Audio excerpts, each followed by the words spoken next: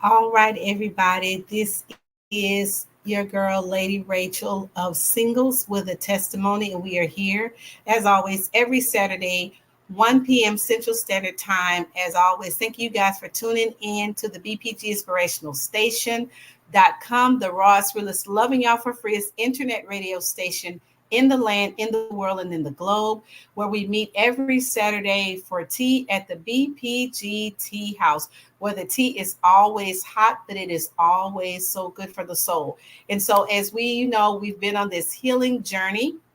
And so, I have a special guest that's going to join me for a few minutes. We just want to give you a few nuggets, a few sugar cubes to put in your tea, a few slices of lemon. And we're going to talk about triggers and trauma because a lot of people don't understand how to navigate through their triggers, navigate through their trauma because they don't even understand or can't or don't know how to identify with their triggers, and that those triggers come from trauma. So I'm going to go ahead and bring her on, Miss Yolanda Franklin.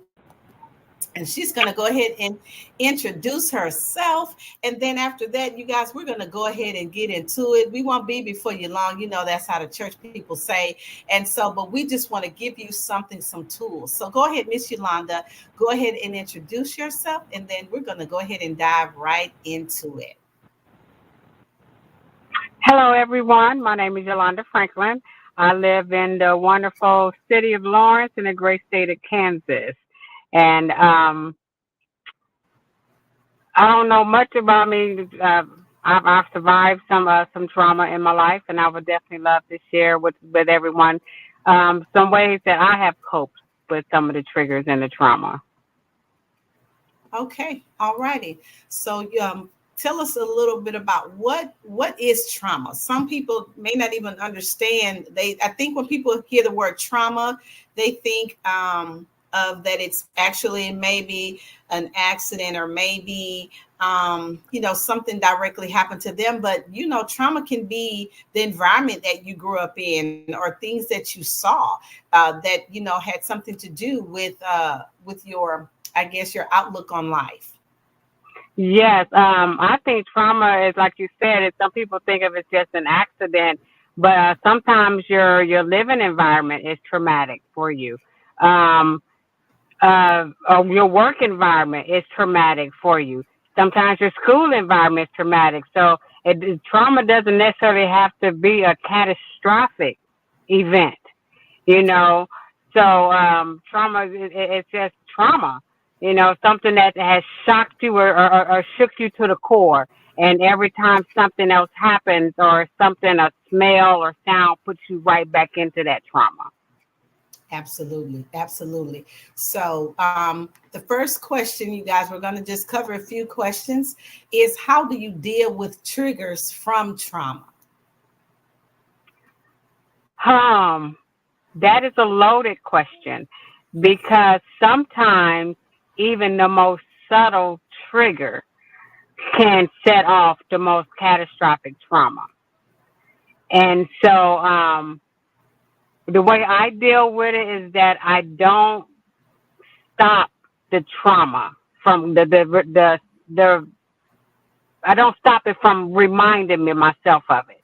Correct. Because if I do, if I stop the memory, then it sets up the trauma sets up in different areas in your body. You have the unexplained aches, you're mad for no reason, and stuff like that. So when I deal with them, when I get those triggers, one of my main triggers is I talked to Pastor Yvette before, and she was like, you don't have to go into a lot of details and stuff, but sometimes you have to, because sometimes your survival through a trauma is somebody else's, lifeline that they need. Absolutely. Um, I was sexually molested as a kid during swimming lessons, and so one of my Wow. triggers is the smell of chlorine.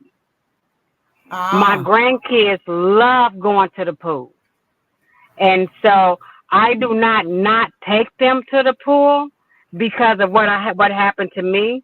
I go because then that reminds me that yes, this is a trigger, yes, this is a trauma, but it's also a trauma I survived. And I Amen. can That's now enjoy even being in that smell because it's no longer traumatic to my body.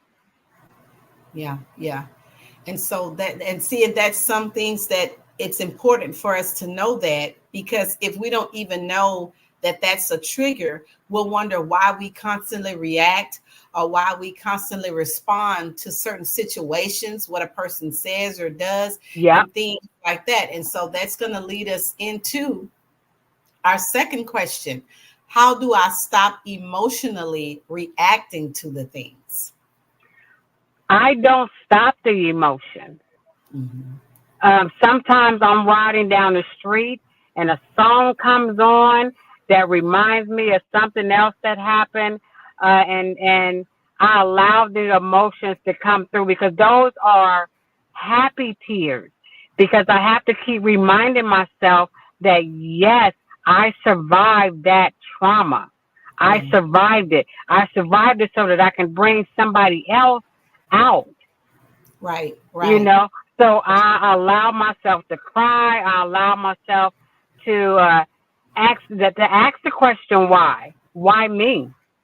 Why Yeah, did I survive it? Why didn't such and such survive it? Why did then I allow myself to ask myself that, you know, and I talk to myself in the third person, yeah, Yolanda, you survived because such and such went through this, and then they came to you for help. yeah, yeah, And if you wouldn't have survived it, then you wouldn't be that grounding place for them to know that they can know their emotions come back and they know I can call Yolanda because she went through this, correct. Absolutely. you know, and here she is. She's a grandma. She's on the school board. She runs a Yeah, nonprofit, you know, so she survived it, and if she can do it, I can do it. absolutely. So let Look, me cry through these tears and let me cry through those emotions because those tears are that little girl that's saying, "You made it." yeah, That that's little girl in me is crying awesome. because we made it. Yeah, yeah, yeah. That, and you guys, you hear, she's saying, don't suppress what it is. And I think that's what some people do. They want to try to suppress it, or they want to try to push it back. But I'm hearing embrace it, because when you embrace, Embrace it. it helps you to relive it. And sometimes in order to heal, you have to relive certain things so you can get past, because other than that, you're allowing that to dictate your future, how far Yes. you can go, and things like that. So yes, ma'am.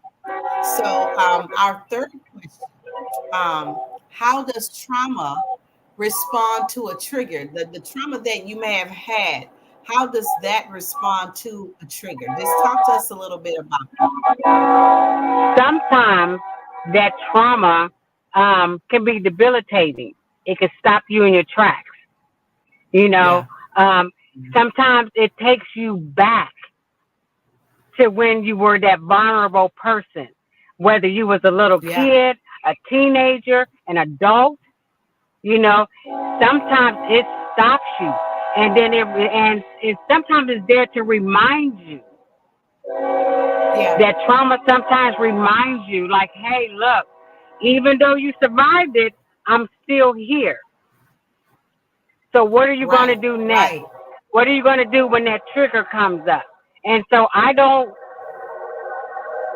allow myself to stop moving. You know, when that trauma comes, I was in a car wreck a couple of years ago. Very bad car wreck. Fractured my back. I cannot stand to Wow. drive in the rain. I can feel my car sliding even though my car ain't doing nothing, I can feel it sliding in the rain. So sometimes when it's raining, I'm on the highway, that trauma tells me to brace yourself, brace Yeah. yourself. And I Yes. have to tell Yes. myself, Yeah. no, everything is fine. The car's going to be just fine. You survived it. That just happened. It's just a few raindrops. You'll be okay. you know. So sometimes that trauma puts me right back in that car wreck. And I Yeah. want to step on the brakes. I want to pull over. And I'm like, nope, I'm not going to do that. I'm not going to do that. Yeah, I'm not going to allow you to stop me from moving forward. And that's exactly what it does. It feeds fear. And we know fear is paralyzing. We know that as Oh my believers, gosh. God doesn't give us the spirit of fear. We're not saying that you afraid. We're not saying that it's something wrong or afraid. But what she's saying is that you're going to get through it. But the only way to get through it is you have to just embrace it. Really, to be honest, the only way to get past that situation is you have to learn to embrace it. You have to You learn have to to. not think that it's something that you did. Maybe you did, maybe you didn't. Especially as, like she mentioned, a little kid. Those were certain things that happened that she had no control over. But God allowed her to get through it. And like she's mentioning, we got to know that a lot of the things that we have gone through, that we will go through, is not for us. It's so that we can let people know there is hope, that you will survive, but it's if you want to survive. So If you want that's to survive. Yes. Yes. yeah, You that's know, the thing that as like you well. said, you have to embrace it, and you have to keep, reminding yourself that that was only a moment in my life. Yeah, yeah, That trauma was just a moment. It's yeah. not a lifeline. It's just a moment. Right, correct. Absolutely, absolutely. All righty. So number 4, how can I recognize? And once I recognize, I learn how to identify with my triggers and trauma. Um, it takes reliving that trauma. You can't learn what your triggers are if you keep hiding from the trauma. Yeah, You yeah, know, for a long time, I wouldn't go to the swimming pool yeah, because just the smell put me right back when I was 6, 7 years old, you know. yeah. And so Mm, mm. I had to tell myself, you're a teenager now. That person can no longer hurt you. The water can't hurt you. The smell of the chlorine can't hurt you. It may trigger the memory of what Yeah, happened, but you're safe. You're not in yeah, here by yourself anymore. You yeah, know, so you have to learn what those triggers are. The car accident, that trigger is the rain. You know, I will watch the news before I drive to work to see, if it's supposed to rain. If the clouds is dark, I'm like, I don't want to go to work. But then if I don't go to work, I don't eat. Bills don't get paid. work you don't eat. Yes, You ma'am. know, so I'm like, okay, well, I'm going to look. I survived that. That was a moment in my life that happened. Yeah, Now I yeah, survived that moment so that I can help somebody else get through their moment. Even though absolutely. my body was broken, even though I was hurt, but people still came by. They checked on me. I talked to other people. When people see my car, they was like, I don't see how you survived that. I was on a bridge when my car hit. I spent around 4 lanes of traffic and rush hour. Mm, How I survived was just God. absolutely. Yeah, It was God that said, nope, not your time. But that's it. this moment, you're going to remember this moment because this moment is going to help somebody else through theirs. Absolutely, absolutely. Yeah, So and I so embrace those. I have to embrace that trauma to learn what my triggers are.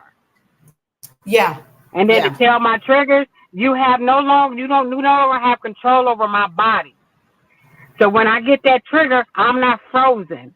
I don't be quiet. yeah. I don't stop moving. I keep going.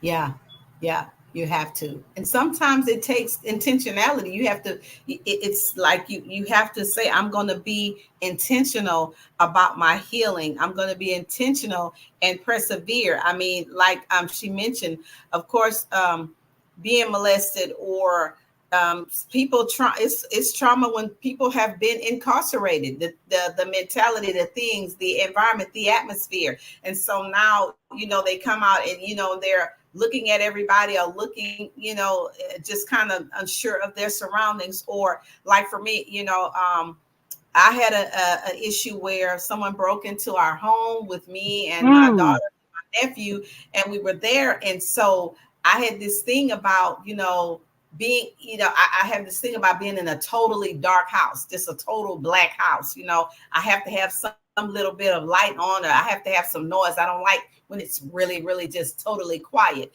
And so when you don't identify with your triggers, it hurts you in relationships. Like if you're a woman Yes. who are and who maybe have been raped, so you're in a relationship, and so if this person touches you a certain way, if you don't recognize that trigger, then it's going to set you off, and that's how it's going to harm. Like she's saying, your relationships, you won't be able to move forward. You'll be stuck at No. that No. 6-year-old little And girl or then little boy. You're grown. right. And so when you have to try to explain that to that mate, you know, that's why Yeah, you can't always.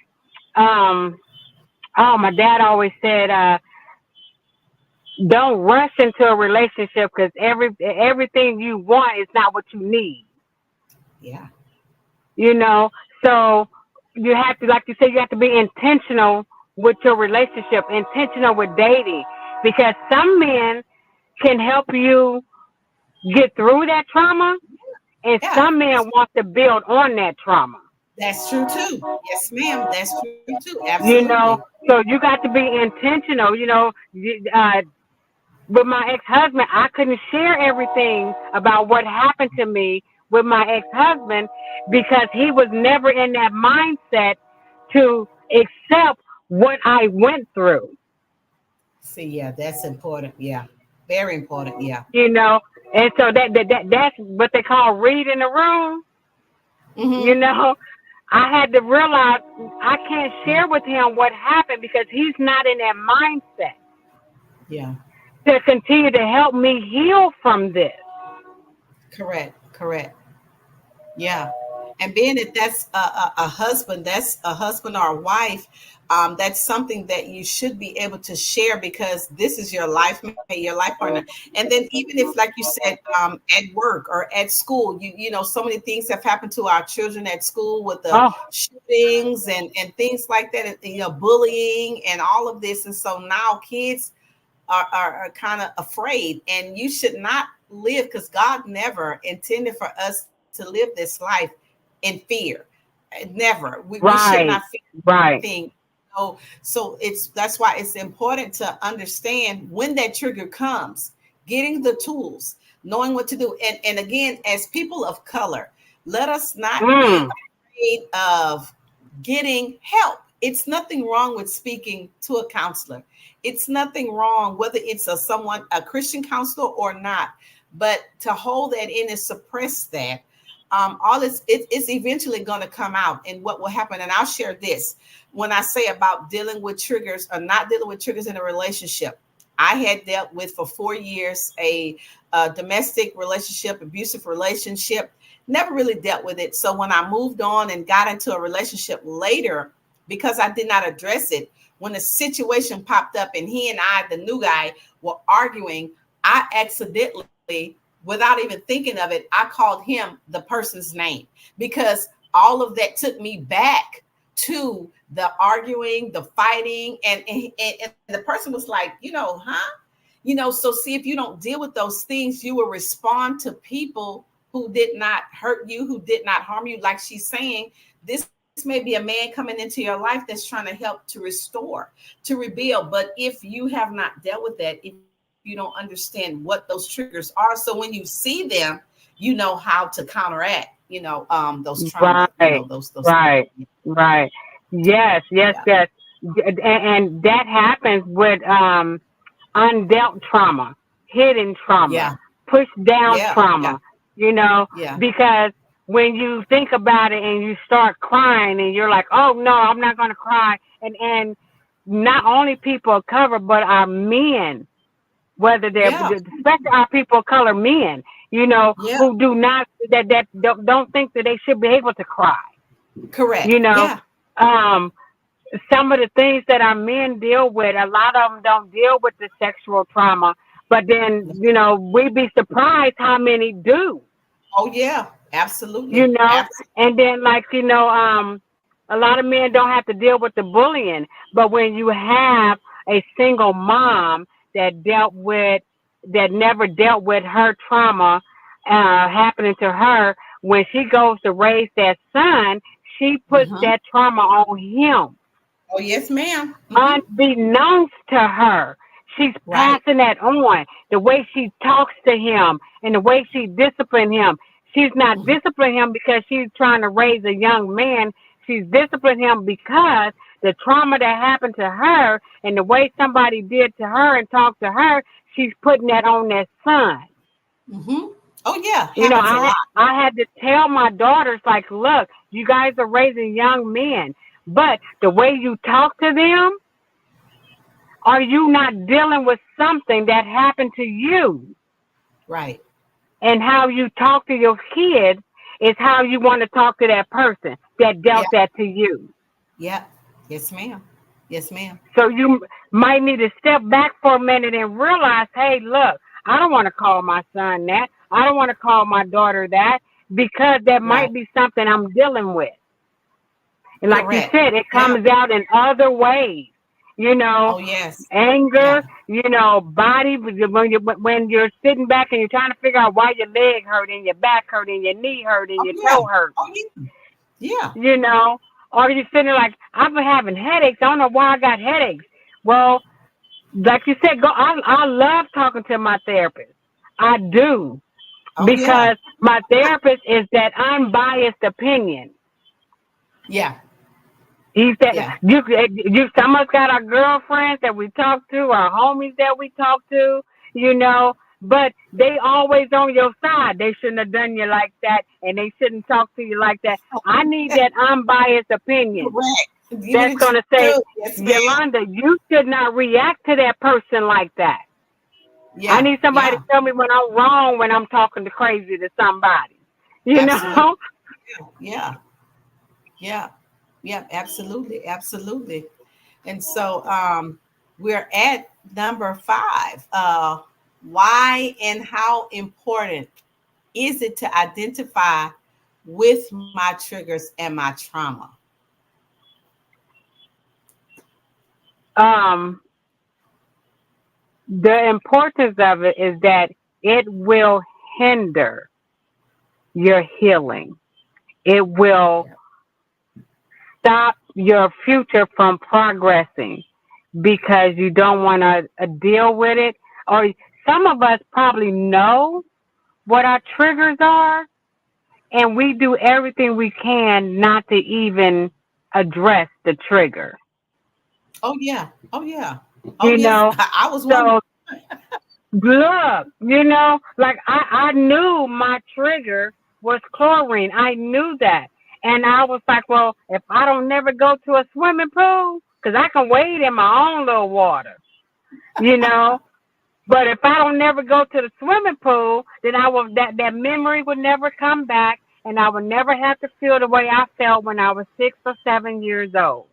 Yeah. But then Yeah. my kids wanted to start going to the pool, and I'm just like, well, I got to take my kids to the pool. Well, then the only way I can take them to the pool is I'm going to have to deal with it. So Yep. then I started seeing a therapist in my 20s. I'm 50 years old. I started seeing a therapist in my 20s because I found out what my trigger was that was stopping me from moving past this swimming pool issue. Yeah. It had nothing to do with that I was afraid to swim and I never learned how to swim. But the reason I never learned how to swim was because of this trauma.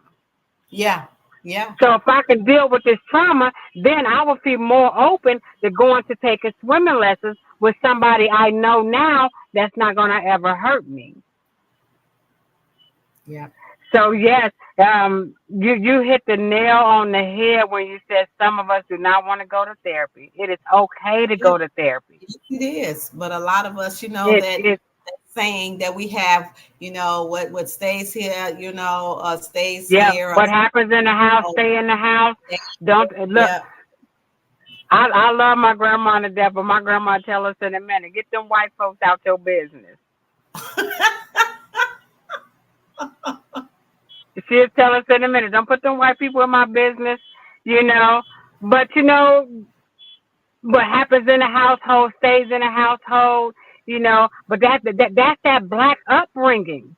Yeah, and then you have a whole That lot of people that are oh they're stifled, they're stunted in their growth because they're, like you say, they're living, and then they keep passing it on, and you have people wondering, well, why don't you go here? Why don't you go there? I really don't even know. I just know my mama never went there. My mama never took me there. My grandma never took. They said we don't go there. We don't do that.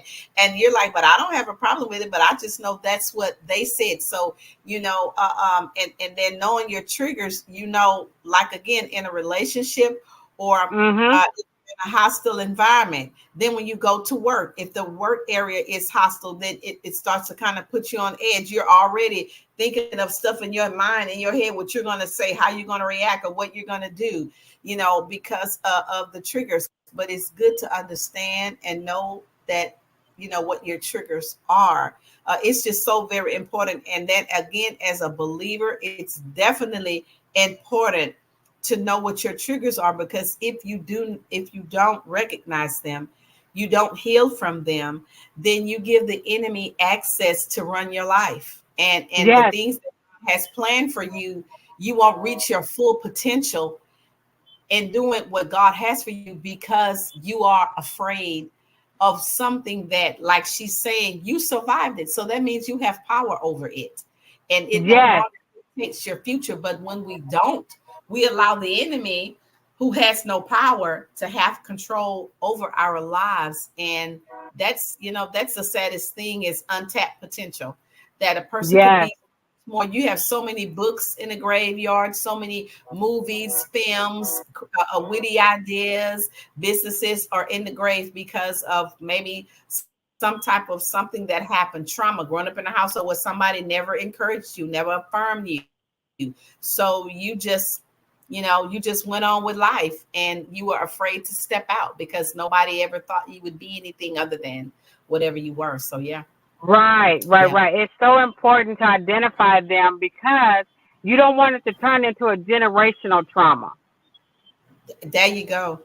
There you go. Yes, And then they do you're what gonna. they call trauma bonding, where you will get Mm, people gravitate to other people because of that. Say, for instance, if I never knew my father, then I meet this man, and I wonder why we seem to have this thing in common, something they really call familiar spirits, and he didn't really know his father. So we kind of come together because of that trauma. It bonds us together. It's not that we're really maybe meant for each other, whatever, but we're bonded by we share the same traumatic experience. And I mean, two broken people can't heal each other, so sure yeah. can't. Sure can't. It's like putting that broken heart that breaks in half and trying to bend them together like that.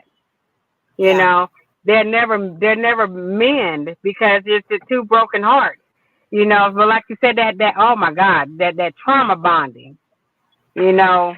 And so then you then like to see, and then you just repeat that cycle, and it's just Yep. repeated and repeated and repeated. And so now you're no longer with that person, but did you find somebody else that yet grew up without a father? Yeah. Yeah. And you You just know, keep attaching yourself, or you're bonded to somebody, but it's the trauma that has bonded you guys together, and not that God had put you guys together. So understanding that keeps you from being codependent. Sometimes because of mm, traumatic experience, you have some women or some men that they are codependent on. I have to have somebody because maybe they have abandonment issues. So they will stay in a relationship or at a job or whatever it is, a friendship, because they don't want to be alone. Or if you have rejection issues, trust issues, you see somebody do something remotely, like they're trying to reject you, so you reject them before they get the opportunity, to reject you. So yeah, it's right. you we have to know what these are. It's so very important. And she's a grandma, I'm a grandma, so we want better for our children and our Yes, children. We want to leave a legacy, of purity and wholeness and holiness and all of that. But we can't get there if somebody doesn't, If step somebody out. doesn't start the healing process, Yeah, that's it right we there. have to start that healing process. That's it. Absolutely, we do. We have to do that. So, before we end, is there anything, Miss Yolanda, that you would like to share? Any nuggets that you would like to share with the listeners and the viewers? Only thing I like to share with you guys is um, healing spreads faster than hate. Yes, it does. So Yes, once you start that healing process, you would no longer hate the person that caused you that trauma. yeah, Because as you heal, you put that hate for that person in God's hands. absolutely. And so healing spreads faster than hate. So start the healing process. It's never too late to start healing. Never, never. Never too late to start healing. Yeah, You yeah. can do it. You can do it. If you're listening to this, you have already survived it. That's it. There you go, Miss Yolanda. If you like they said, if you listen, you on your way. You already survived it. Yeah, yeah. So like, I can tell you, welcome to your first day of healing. Come on now. Welcome to the first day. The first day, and all it Yes. is a day by day process. God says just about today. Tomorrow has enough cares of its own. We just got to get through today, the right Get now. through today.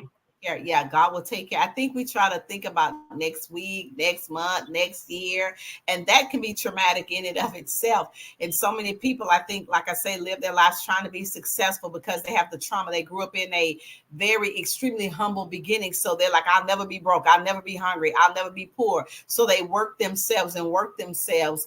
And and the trauma of being poor, the trauma of being without, and things of that nature. And so you still miss out on life. Nothing wrong with being an overachiever or wanting to excel or anything, but what we're saying is allow God to heal those places and ask Him, and ask like why. It's okay to ask God why, though. Allow Him to show you and tell you what it is that you need to do. And I'm gonna be honest with you guys, healing does not look good, healing does not Mm-mm. feel good, but in the end, it will work out for your good. You have, just like in the natural, if you break something, all the things you have to go through, the medication, the treatment, the therapy, the rehab, those things are uncomfortable. They're gonna hurt, they're gonna cause you to be inconvenienced, but in the end, you will, as she said, you will have survived. You may have a scar, but that scar is to remind you that I made it. I'm still here. I Because made it. Yes. who didn't Healing make is ugly. it. It's a lot of people who have been molested and they didn't make it. They couldn't survive. There are some people, were in car accidents. They didn't survive. You may be, have something missing, but God is still saying that you are here. You're here to be a reminder of His goodness, His grace, His mercy. And you're a reminder to, as Miss Yolanda is saying, to share something, share your story with somebody else. So yeah, yeah. Yes. Um, yeah, but before we sign out, is anything else you would like to say, share with us, Miss Yolanda?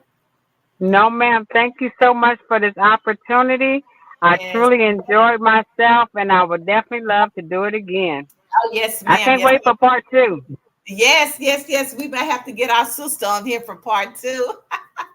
Yes, so I thank you, Miss Yolanda, for joining us and being a part of this show. And definitely, we will do a second part to it. And I just want to thank you guys out there that's going to be going back to watch it and listen. Thank you for tuning in to Sing Us with a Testimony every Saturday, 1 p.m. Central Standard Time is where you'll find us. And go out and enjoy this beautiful day. And remember what Miss Yolanda said: welcome to the first day of your healing. Enjoy the rest. Yes. Bye bye. Bye bye.